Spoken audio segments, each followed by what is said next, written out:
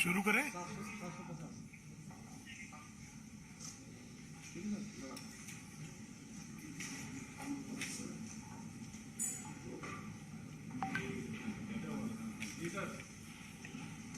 Bharatiya Janata party के राष्ट्रीय प्रवक्ता सांसद आदरणीय डॉक्टर सुधांशु त्रिवेदी जी, भारतीय जनता पार्टी के सांसद आदरणीय प्रवेश वर्मा जी और दिल्ली प्रदेश भारतीय जनता पार्टी के प्रवक्ता आदरणीय हरीश खुराना जी उपस्थित हैं। मैं आदरणीय डॉक्टर सुधांशु त्रिवेदी जी से आग्रह करूंगा कि आप सबको संबोधित करें।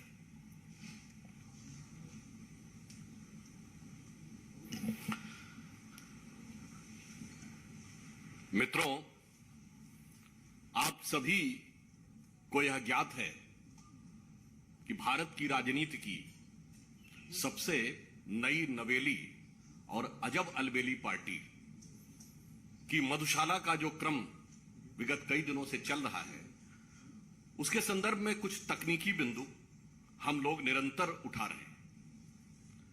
एक तकनीकी प्रश्न उठा था तो उस पर मैं आपका ध्यान आकृष्ट करना चाहता हूं कि यदि किसी लाइसेंसी ने अपना लाइसेंस सरेंडर कर दिया हो, यानी उसने असमर्थता व्यक्त कर दी हो और अपना फोरफीट कर दिया हो, तो उस संदर्भ में नियम क्या कहता था और किया क्या गया है। पॉलिसी जो बनाई गई उसके पृष्ठ क्रमांक 20 पर बहुत स्पष्ट शब्दों में लिखा है, जिसका मैं उदाहरण आपके समक्ष रखना चाहूंगा कि in case of surrender of retail licence by some allottee the security deposit shall be forfeited, यानी उसके द्वारा जो भी जमानती राशि रखी गई है वो जब्त होनी चाहिए। And the zone will be retendered, उसके बाद उसकी पुनः निविदा निकालनी चाहिए। And the said licensee be prohibited from practice in the bidding process for a period of 2 years, और उसके बाद उस संबंधित व्यक्ति को 2 वर्ष के लिए उस निविदा की किसी भी प्रक्रिया में भाग लेने से वंचित कर देना चाहिए। यानी बहुत स्पष्ट है कि यदि कोई व्यक्ति अपना अलॉटमेंट छोड़ता है तो ना उसका पैसा वापस होना चाहिए और उसके अलावा उसको अगले प्रोसेस में भाग लेने से पूरी तरीके से प्रतिबंधित कर देना चाहिए। परंतु इसके बावजूद जिन लोगों ने अपने लाइसेंस फोरफीट किए, उन्हें प्रकारांतर से भी मौका भी मिला और पैसे भी वापस किए गए। अब क्या इसमें किसी भी प्रकार के किंतु परंतु की कोई गुंजाइश रह जाती है? इसलिए हमारा प्रश्न यह है कि हम निरंतर उनसे दिल्ली की आबकारी नीति पर प्रश्न पूछ रहे हैं, परंतु आप देख रहे हैं कि यह नई नवेली पार्टी एक पहेली बनती चली जा रही है।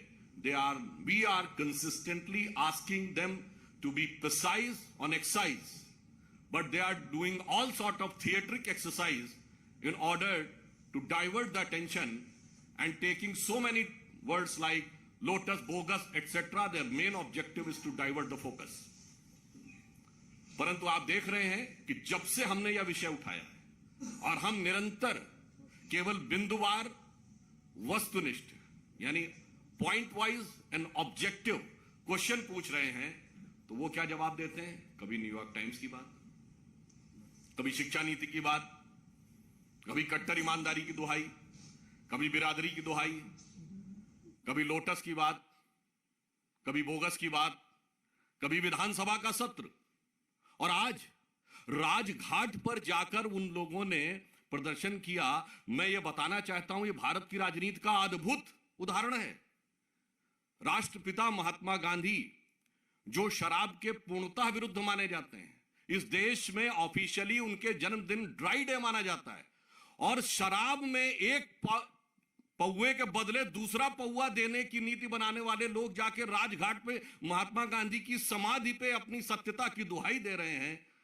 इससे समझ में आता है, मतलब कहना नहीं चाहिए, अगर ऑन द लाइटर नोट कहें तो भाई ये मुफ्त की रेवड़ी तो बांट रहे थे, पर रेवड़ी के पेड़े सबसे ज्यादा बेवड़े पा रहे थे।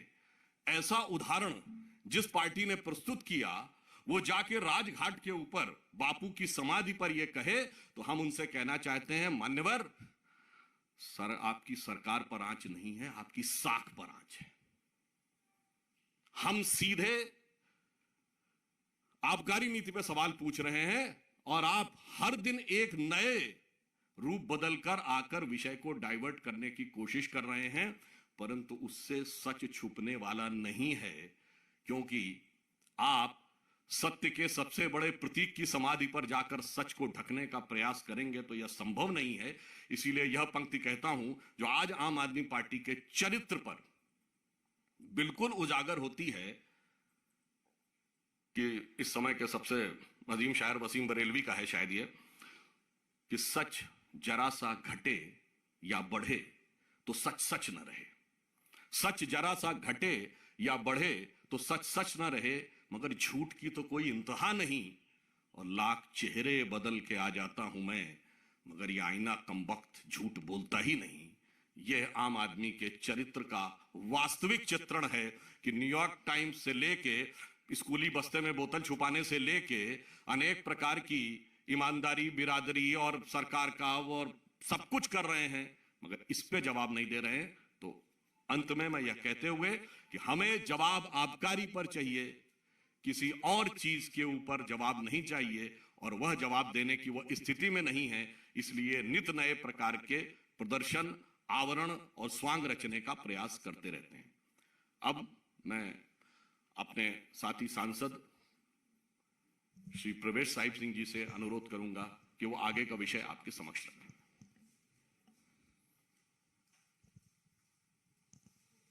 धन्यवाद सुधांशु जी।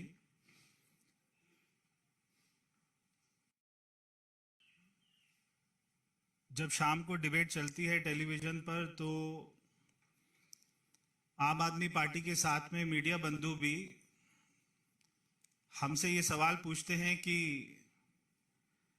क्या उनके एमएलए को तोड़ा जा रहा है। हम कोई किसी बात पर भी जवाब नहीं देंगे, क्योंकि प्रश्न पहले हमने खड़ा किया कि आपने शराब में घोटाला किया, उसके ऊपर में कोई जवाब नहीं देना और इसको पूरे मुद्दे को डाइवर्ट कर देना, ये अब आम आदमी पार्टी ने अपना तरीका बना लिया है। हमारा उनसे सीधा सीधा प्रश्न है कि आपने जो कमेटी ने आपको सारी पॉलिसी रिकमेंड करी थी, आपने उसको क्यों नहीं माना, और जो L1 का कमीशन था उसको आपने 2% से 12% क्यों कर दिया। इस बात का आज तक किसी भी डिबेट पर, कोई भी आम आदमी पार्टी की कॉन्फ्रेंस में केवल ये 2% से 12% क्यों किया, इस बात पर कोई जवाब आज तक ना किसी ने मांगा है, ना उन्होंने दिया है और ना वो देंगे। क्योंकि पॉलिसी में जो सबसे बड़ा करप्शन है वो केवल ये 2% से 12% क्यों किया L1 का,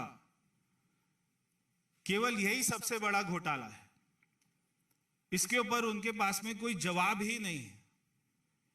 ये वही पार्टी है जो हर बात पर कागज दिखाने की बात करती थी, जो हर बात पर जन सर्वे कराने की बात करती थी, जो कहती थी कि अगर किसी मोहल्ले में ठेका खुलेगा तो वहां पे सारा मोहल्ला की मीटिंग होगी, उसके बाद में वो तय करेंगे कि ठेका खुलेगा या नहीं खुलेगा। मगर इन्होंने कोई कमेटी की बात नहीं मानी, ना कोई इन्होंने अपनी ही बात मानी। तो इसलिए ये आजकल बहुत या तो पिक्चर देख रहे हैं, रातों रात में स्क्रिप्ट बना देते हैं। कोई भी हमारे एमएलए जो है मिल नहीं रहे, उनका नाम भी नहीं बताते, कौन फोन कर रहा है बीजेपी वाला, उसका भी नाम नहीं बता रहे। मगर इनके कौन कौन विधायक नहीं मिल रहे, उनका भी नाम नहीं बता रहे। अगर ये उनका नाम बता दे तो हमारे कार्यकर्ता जो है उनके घर जाकर उनको ढूंढ के ले आए और हम खुद ही विधानसभा पहुंचा देंगे। क्योंकि जब 2013 में हमारी 32 सीटें आई थी और आम आदमी पार्टी की 28 सीटें आई थी, अगर उस समय हमारे ऊपर ये आरोप लगाते तब तो जनता मान भी लेती, जितनी बेखूबी से, जितने विश्वास के साथ में आज ये बोलते हैं। मगर आज जब हमारे केवल 8 विधायक हैं और इनके 62 विधायक हैं, अगर 50 विधायक भी आ जाएंगे तो भी हमारी सरकार नहीं बनेगी। तो हमारे 5 विधायकों को जो है खरीद रहे हैं, 10 को खरीद रहे हैं, इस बात में कोई दम ही नहीं है। तो हम कोई भी जो भी इनके प्रश्न है उसके बारे में तब तक नहीं बोलेंगे जब तक ये हमारे प्रश्नों का जवाब नहीं देंगे। हमारा एक अपना किसी व्यक्ति ने, एक मैंने पिक्चर देखी थी शोले, तो वो शोले का बहुत फेमस एक डायलॉग है, जब वो जय वीरू की शादी के लिए बात करने जाते हैं मौसी से, तो फिर वो उनसे पूछते हैं कि भाई अपना जो है कोई झूठ वूठ तो नहीं बोलता? तो बोलते नहीं, कोई ऐसा झूठ नहीं बोलता, बच्चों की कसम खा लेता है, बस जो है अन्ना जी को धोखा दे देता है, गाड़ी बंगला सिक्योरिटी ले लेता है, कांग्रेस से समर्थन लेकर सरकार बना लेता है, हमारे नेताओं पर झूठे आरोप लगाकर माफी मांग लेता है और ज्यादा झूठ नहीं बोलता, बस इतना ही झूठ बोलता है। तो वो पूछते हैं विकास तो कराता है ना, विकास को डेवलपमेंट तो करा रहे हैं?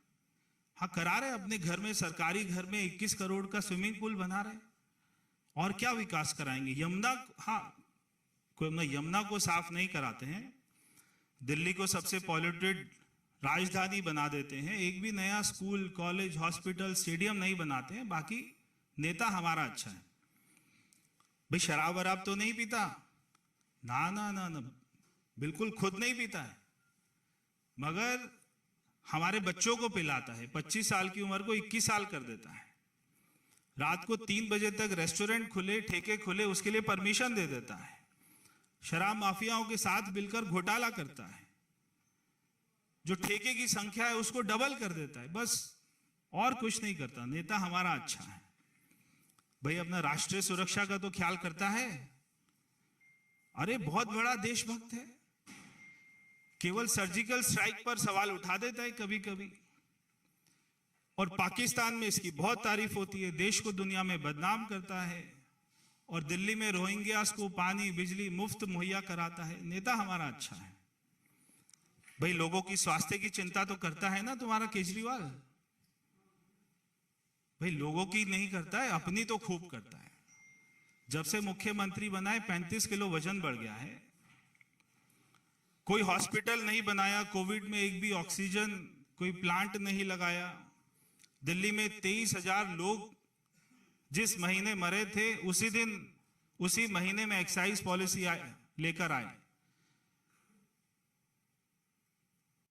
सारे मंत्रियों का इलाज अपोलो हॉस्पिटल में कराता है, सरकारी हॉस्पिटल में नहीं भेजता। दिल्ली में मोदी जी की आयुष्मान योजना को लागू नहीं करता। नेता हमारा अच्छा है। तो ये इनकी हाल हो गया है। आप इनसे केमिस्ट्री का सवाल पूछो, हिस्ट्री का जवाब देंगे।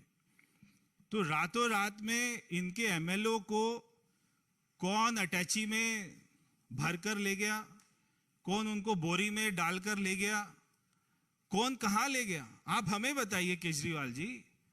अगर आपका कोई एमएलए नहीं मिल रहा है, आप हमें बताइए, हम दिल्ली पुलिस में कंप्लेंट करके उसको घर से अपनी गाड़ी में लेकर आपकी विधानसभा में आपके घर तक पहुंचाएंगे, सुरक्षित पहुंचाएंगे। आप उसका नाम, मगर नाम तो बताना पड़ेगा, कौन आपको फोन कर रहा है वो तो बताना पड़ेगा। आज इन्होंने राजघाट को, एक अपना राजघाट जैसी पवित्र स्थान को गंदा कर दिया है। तो हमारे कार्यकर्ता आज वहां पर जाएंगे, वहां पे गंगा जल का छिड़काव करेंगे, क्योंकि वो हमारे राष्ट्रपिता महात्मा गांधी जी जो हमेशा शराब का विरोध करते थे, आज उधर जाकर कम से कम पश्चाताप करके ये तो बताएं कि उन्होंने कितने सैकड़ों करोड़ का घोटाला किया है। वहां पर जाके तो माफी मांग ले। मगर इनको इतनी शर्म नहीं है कि ये क्या कर रहे हैं। इनको एक बात अच्छे से पता है कि केजरीवाल जी को, जो ये बार बार बोलते हैं मनीष सिसोदिया जी 2-3 दिन में जेल में जाने वाले हैं, ये बात इनको अच्छे से पता है। और मनीष सिसोदिया को ये बात अच्छे से पता है कि उसने फाइल पर साइन किए थे। चाहे ये जो मर्जी, जितना मर्जी अच्छा ड्रामा कर लें, चाहे एक दूसरे को ऑस्कर के लिए नॉमिनेट कर दें, मगर इनका जेल जाना निश्चित है इनको जेल जाने से कोई नहीं बचा पाएगा, क्योंकि जांच एजेंसियों के पास में सारे सबूत हैं, सारे गवाह हैं, सारी डील, सारी ट्रांजैक्शन कहां कहां कैसे कैसे हुई है, उनके पास में सारी रिपोर्ट है, इसलिए इनका बच पाना मुश्किल है। बहुत बहुत धन्यवाद। अगर सुधांशु जी को कुछ ऐड करना हो तो वो करेंगे।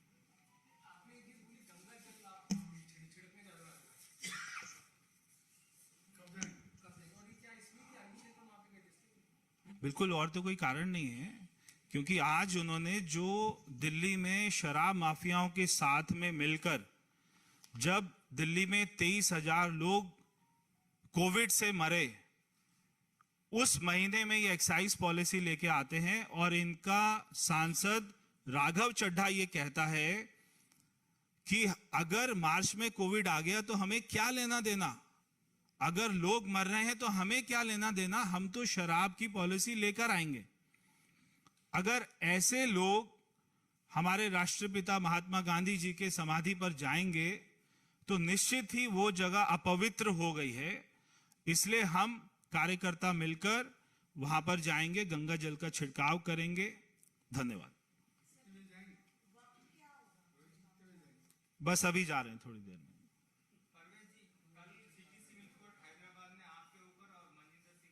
जी, थोड़े दिन आप जरा इंतजार कर लीजिए। जब हमने जिसका नाम लिया था उसके ऊपर में जब होगा नोटिस जारी जांच एजेंसी द्वारा, उनको बुलाया जाएगा, तब सारा दूध का दूध और शराब का शराब हो जाएगा।